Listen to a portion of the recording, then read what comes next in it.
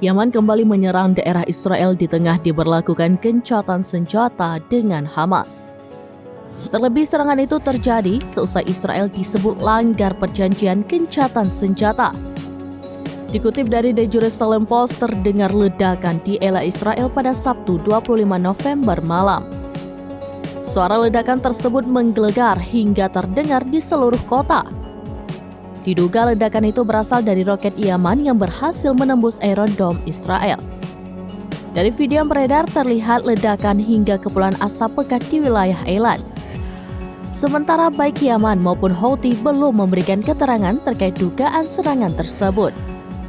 Namun ledakan di Eilat terjadi seusai Israel melanggar gencatan senjata. Tuduhan itu disampaikan Hamas lantaran tentara Israel diduga masih menembaki warga di sekitar Salah al-Din, bahkan tank-tank Zionis juga belum meninggalkan lokasi tersebut.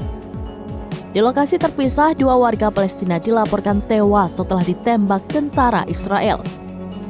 Korban bersama para pengungsi lainnya diketahui hendak pulang ke Gaza Utara setelah gencatan senjata dimulai.